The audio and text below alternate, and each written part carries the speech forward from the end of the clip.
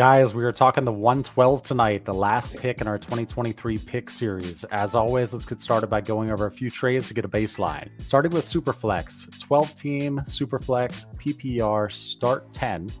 Are you going the 112 or Dalvin Cook? It's close. I don't want to pay the 112 for a running back, but I'd be willing to do it if my construction warrants it.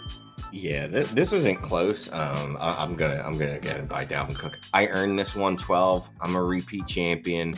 Sure, I probably should just try to look to go younger, but I probably got some other picks, some other 24 picks, so I'm good. I'm just gonna put the hammer to people's face and just smash it for another year.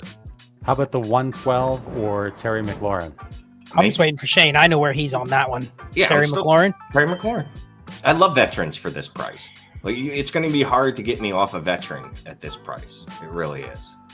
I'm going to be a little more contrarian. I do think that there's going to be enough players to warrant that the value is higher. But if you're just strictly chasing, hey, I need some points, I need some production, I like this player for one reason or the other, whether it's Dalvin Cook or Terry McLaurin, fine. But I do think this class is going to give us players that we're going to value higher than the veterans you're buying. It's just what fits your team. If you truly earned that 112, then I get it.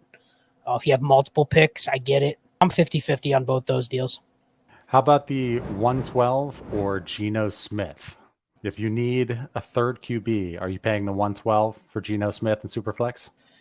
You hit the nail on the head, Clay. Third QB.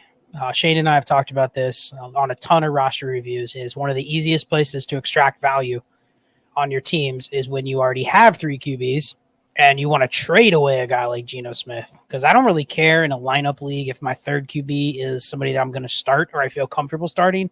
It's almost like just give me the cheapest insurance possible because the government requires me to carry it. So I don't want it to be a guy that I theoretically could get a first for. Let me go lower. What can I get a first for my Geno Smith and then go buy a cheaper starter for a second? Yeah, I'm not paying the 112 for Geno Smith. And if big government is trying to force you to trade for Geno Smith, then, you need to vote those elected officials out and we need to get a smaller government. But no, I'm not giving up the 112 for Geno Smith, especially as soon as you said third quarterback, I'm like, no. And if it's my second quarterback, I'm like, no, because I probably have problems. How about the 112 or a 2025 first? Get the 25 first. You like that class, Shane? I don't know if that class exists. Wait, Nicholas Singleton, Drew Allar, right? Aid Klubnik, Drew Allar. Perfect. Don't care. It'll pick up value next year. This 112 is never really going to pick up value. So I'm gonna get and trade that for the 25 first, because guess what? It's the ultimate mystery box. So moving over to a 1 QB, this is a 12-team 1 QB PPR start 9, so a shallow one. Are you going the 112 or Amari Cooper? Give me Cooper.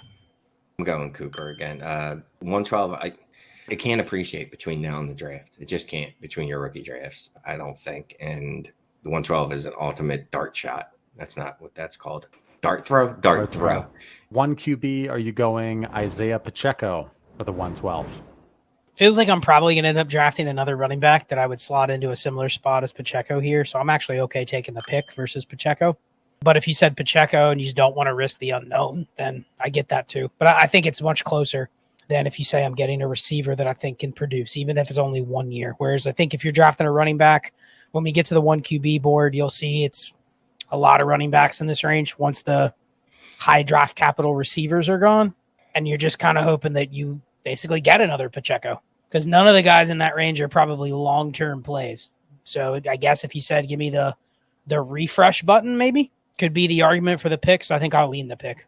I'm taking the 112. No matter who the 112 is, yes, they're going to have better draft capital than Isaiah Pacheco did. And I know Isaiah Pacheco actually played last year. I also know that he got 4 targets. I don't know if that math's exactly correct. Lost playing time to Jahmyr McKinnon, who is 633 years old. No ligaments left in any of his knees. Somehow loses time to Jahmyr McKinnon. But I'll take the pick because, whatever running back I'm probably going to end up drafting there is going to have better capital than him. And I'd rather take the shot on him than Pacheco getting ethered. So in a single QB, are you going the 112 or a 2025 first?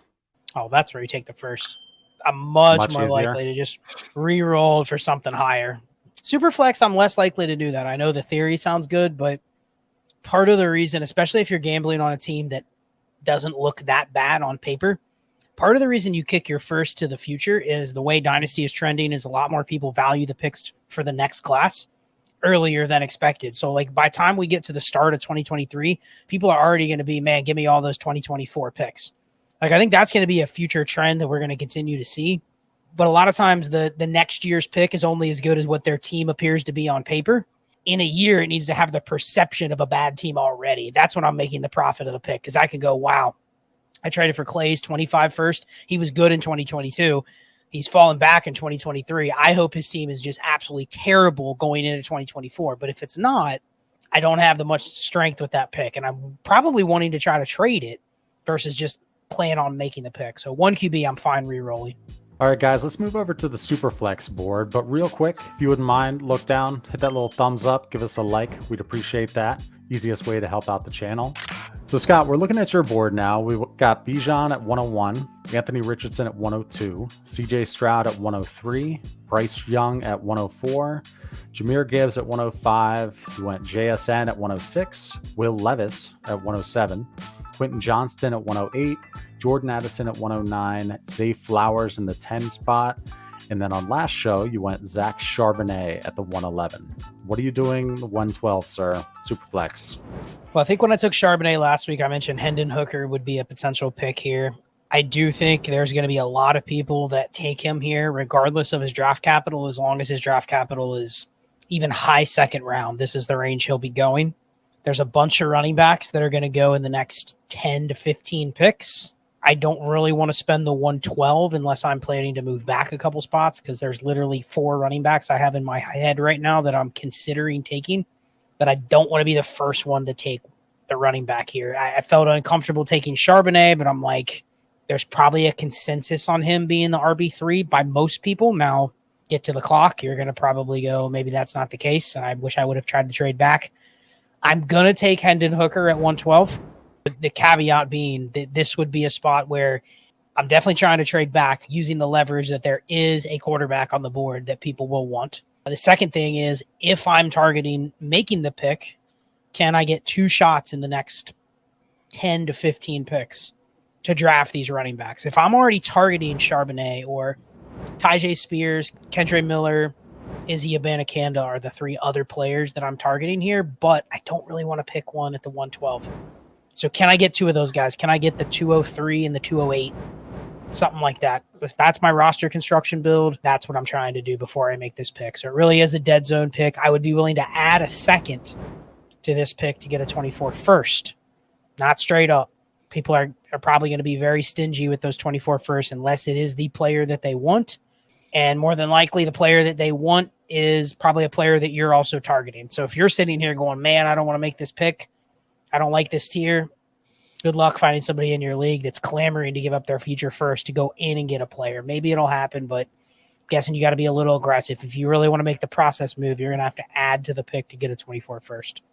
All right, Shane, man, we're looking at your board. You went Bijan 101, CJ Stroud 102, Bryce Young at 103, Anthony Richardson in the 4 spot. You went Jahmyr Gibbs at 105, JSN at 106, Will Levis, it's Levis, Shane, not Levi's, at 107, Zach Charbonnet at 108, Zay Flowers at 109, Quentin Johnston at 110. In the last show, you went Devin A-Chain at 111. Who are you going in the 112 spot, sir?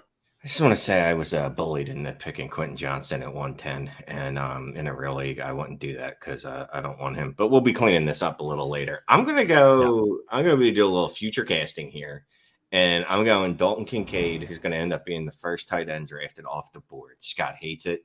I was thinking Tyjae Spears. I was also thinking, like, can I waste another pick? But I was like, well, Scott already drafted Hendon Hooker, so I'll let him waste his pick on this draft, and I'll go the tight end that's going to be first-round draft capital, first tight end off the board. I'm backing off from the running backs right now because at this point, I don't know where any of them are going to land. So whichever one I pick, I know I'm going to end up changing my mind after the NFL draft.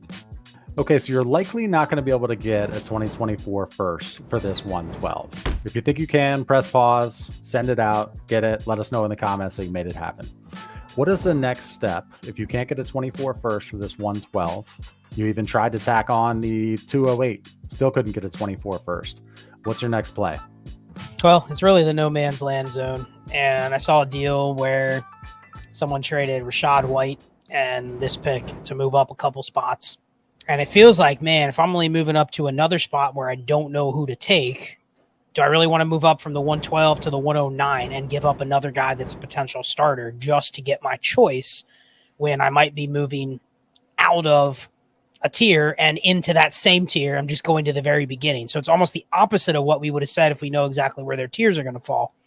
So I think you have to really be knowing your league. You have to be really diligent about what leagues do I kind of know how the draft's going to go. And also you have to know your formats. Like anybody here that's playing in a stock PPR league with even 1.5 tight end premium, I don't want these picks.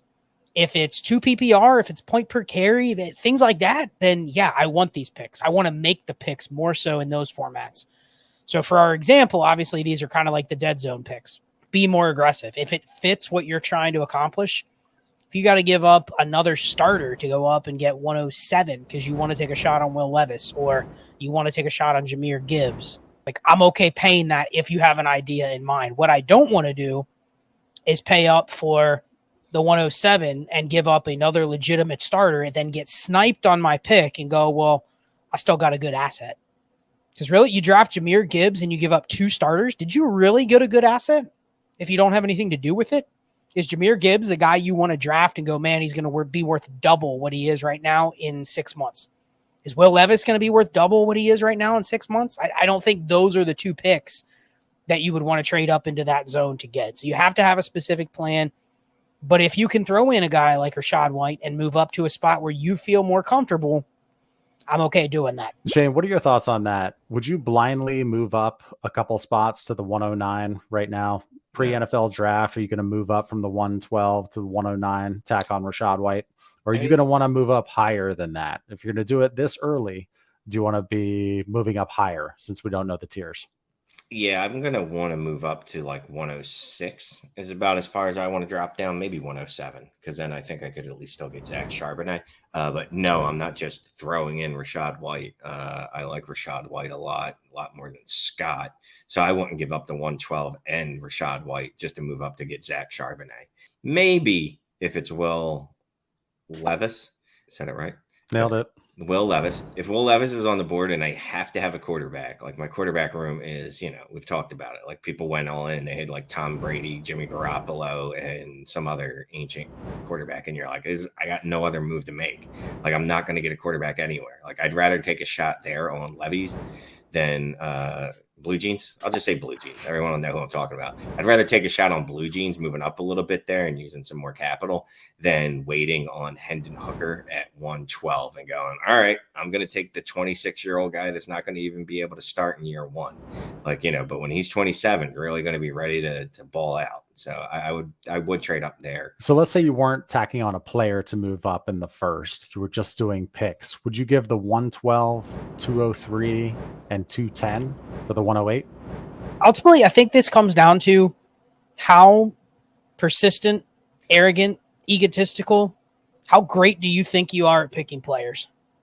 Period. If you're going to sit here and tell me I know the best players and I'd rather have the 109 or 108 instead of the 112, it's an opposite of a leverage trade when you're paying up to move up to those spots.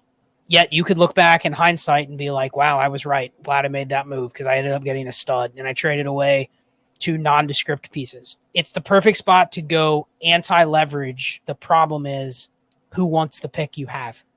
A lot of times to make leverage trades, you need to have something other people want and they're willing to make that gamble for the 4 slots. You're essentially doing the opposite here.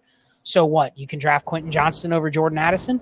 Right now, on paper, people are going to go, well, I don't care which one I have. I have no clue which one to like. Now, by draft night, you're going to go, okay, maybe there's a difference. But right now, why would I want to make that move, especially in a league where maybe I need a couple extra running backs? I don't really want to consolidate. It has to be a team where it's just, like what does Shane always say? If I earn that 112 and it's a start 10 and I can just start throwing money around to have a good time in the short term, sure, I'll go trade up and I'm confident at 108, I'm going to like a player more than what's going to fall to me at 112. But any other situation than that, this is not the spot to be playing anti-leverage because I just don't think it's going to work. The more I think about it, I think there's a pretty significant tier between 112 and 108. So I might be willing to move up to 108. 109 is now my new cutoff. 109, 110, 111, 112 are all the same to me. So we know that we like the 106. Are you giving the 112 and Deebo Samuel to move up to the 106? You know what? If I have the 106 and you want that pick, that's what I need. You know, this almost the equivalent of I need the 80% asset and the 60% asset. And a lot of people would go, no, I'm good. Because unless they have a very specific plan with that 106, what's your plan? Jahmyr Gibbs, Will Levis? It's probably one of those two. When you really put pen to paper, what would you prefer? The running back you can take at the 112 and Deebo Samuel, or Jahmyr Gibbs? Do you think Jahmyr Gibbs is that good? Really what you're trading for, if you make that deal today, you are trading for, you hope that pick breaks right, and that 106 is within the elite tier. And now you've just traded up without being in the elite tier. If it's not, what if Jahmyr Gibbs goes in the third round and there's nobody to pick at that spot? And that's the dead zone. Will Levis falls to the end of the first. Jahmyr Gibbs goes to the third, and it's a clear tier of 5. Now you're going, man, I'd love to trade back and get I don't know, Deebo Samuel in the 112. Let's say you were trying to get up to the 103 from the 112. Would you give up the 112 Kirk Cousins and Dameon Pierce to get the 103? Yes. Yeah, that's probably what it would cost to break into that top 3. The 112 is technically a first, and I guess Dameon Pierce is worth of 112, 201.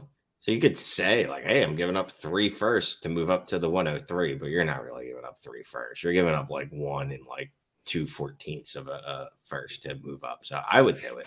Couldn't you see a world where you send that trade out tomorrow as the 103 manager and it gets declined more often than it gets accepted? I bet you more people would accept that than you'd think. I think as a 103 owner, I would lose that 103 a lot. Everyone with 103s, I need you to go do this in your leagues just for science. And then as soon as the trade's over, just say, oh, that was for science. Can we reverse that? Offer that to 103 for Kirk Cousins, Dameon Pierce, and the 112 and see how many folks in your league accept that. If anybody that has all 3 of those assets on one team, I think they're duty bound. I think you have to. But they have to. They have to. Yeah. Do it. Yeah. Okay, Scott, we're looking at your 1 QB board here. We got Bijan Robinson, Jahmyr Gibbs, JSN went 103, 104 went Quentin Johnson, 105 went Addison, 106 Zay Flowers. You took Jalen Hyatt at 107. Then you went 4 running backs. You went Zach Charbonnet at 108, Tajay Spears at 109, Miller at 110, and Izzy Abanikanda at 111. Scott, who you going at 112, man? I think there's going to be more running backs worth picking, but I don't have the conviction to say I want to pick them right now. But there's probably 4 or 5 that are going to go in the next 6 or 7 picks. I'm going to take a receiver. I'm going to take Marvin Mims. I think him and Josh Downs are neck and neck. They could get very similar draft capital. The NFL seems to have the thought that Josh Downs is going to go ahead of Marvin Mims, but then Marvin Mims' profile is just as good or better. So I think that's going to be one of the biggest races I'm going to be watching for on draft night, is where those guys go relative to each other. Are they close? I just like Mims a little bit better. He's a little bigger, similar college production. He produced at 3 different quarterbacks, 3 different offenses. He just needs to get the draft capital. If he goes in the early 3rd round, I'm going to be like, I'm probably not going to have a lot of shares because someone else is going to like the name Marvin Mims and they're going to take him higher than probably what the draft capital warrants. But I'll take the shot on him here. Shane, we're looking at your board now, man. Bijan Robinson, 101, Jahmyr Gibbs, 102, JSN, 103, Charbonnet at 104. You took Jordan Addison at 105. Redact it. Redact it. What? I'm redacting Jordan Addison. Isn't it funny how Shane takes Jordan Addison as wide receiver 2 here, but on his Superflex board, he just keeps ignoring him? Yeah. Because I found the errors of my ways and didn't. It just shows you 2 months ago he loved Jordan Addison. Yeah, Shane. So we're gonna do a full show where we're gonna fix this board. So let's pause. We know that you're redacting that. When next week will be fun because we'll both look back at our draft from 3 months ago and that was dumb. You went Addison at 105 in this draft. You went Zay Flowers at 106, Quentin Johnson at 107, A-Chain at 108, Tajay Spears at 109. Then you went 2 wide receivers, Josh Downs at 110 and Jalen Hyatt at 111. Who you taking at 112? So I would like to take Marvin Mims, but Scott already did that. So I don't want to just ride his coattails. So I'm going to go back to the running back and I'm going to go with, I don't know about this. And again, this changed with draft capital, but Tank Bigsby. I think Tank's going to end up having decent draft capital, not round 4. If it's round 4, then he's gone. He doesn't count. Redact yeah, that. He'll be redacted. He will also be redacted. I wouldn't say he's a receiving threat, but he's at least a dump off threat, right? He's exceeded 20 receptions in 2 college seasons. Nice size. I definitely should get some goal line work. I think he's a guy that could be like, he's not going to be a 3-down guy, but he could be like a 2.5 down guy, which I think is more than enough in the NFL nowadays. So Scott, final advice for anybody who has the 112, and let's assume it is their first that they earned. So they just won the championship. They have the 112. Go ahead. I would just say this. If you are playing in multiple leagues and you truly don't have one of those teams where you go, okay, I'll take anything that gives me points over the next year for this 112. Just think a little bit about how the community is going to react to these players. Right now, we're unsure. Right now, we're sticking in these dead zones where it's like, man, I don't know what running back to pick. Not sure about this receiver because of this draft capital or this landing spot for this running back. But things are going to fall into place. If you're picking at the higher end of this tier, the one saving grace you have is there's going to be players outside of the top 6 or 7 that people like. There's plenty of them people already like. They're just not convicted enough to say, okay, I'm taking this guy at 108 because he's so good. I think that's just a reflection of the new era Dynasty player. They know that is not an edge to say, I have Tank Bigsby higher than every running back in this class except for Gibbs and Bijan. Because it's just arrogance to say, I know he's better than them. You know, there's a lot of other players in the similar tier. Just realize that things are going to land and you're going to have 5 or 6 players that are outside of that top 6 or 7 that people are going to go, man, I need to get that guy. That's a first-round talent. Look at that landing spot. Now he's got a profile people like, and it's a good landing spot with decent draft capital. I really wish I had more of those 112. So just don't trade them all away. Keep a couple, because there's going to be places that you want to make the picks. What I don't want to do is go, man, I'm just going to make every single pick. Take all rookies, because there are a lot of good values and there are a lot of points available at those spots. So I would just say be flexible with this. If you only have one league and you just don't want to draft a rookie, then fine. But just be flexible, because I think there's going to be players we're going to leave the draft with in this spot and go, man, wish I had more of those picks. You know what I'm going to tell you? Next season, when the season's wrapping up, close to the end, you have an idea of where your pick's going to be. If you have an idea that your pick is going to be somewhere in the 109 to 112 range, do everything in your power to trade it then. The bottom of the first round is always going to be this cluster of just confusion. Like, sure, I know everyone's going to tell me, but I drafted Justin Jefferson. One time I drafted Justin Herbert. I know it happens. It does. It's an outlier. It doesn't typically happen. Be more aggressive trading these picks towards the end of the season. Even if you're a team that you have it looks like it's going to be a late first, that's not even yours, right? Kick it down the next year. It's going to be 24. Kick it to someone else that's bad in the league and be like, hey, give me your 25 first, and I'll give you this 24 first so that you can make the rookie pick earlier next year so you can speed up your rebuild.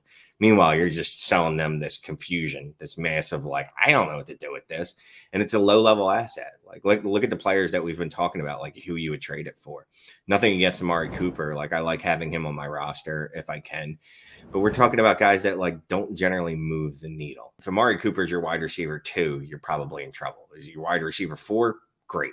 So just be a little more aggressive. Like, you can look at picks and go, I think this is where this is going to land, and I need to start moving these picks a little earlier. Okay, so we talked about the 112 tonight and the first round as a whole. You're about to see a playlist pop over top of Shane's face. We've done individual shows on the 101 through 112 now. And next week we'll be doing a refresh, maybe do some redacting of our picks. Right, Shane? So check out the playlist. We'll see you next time.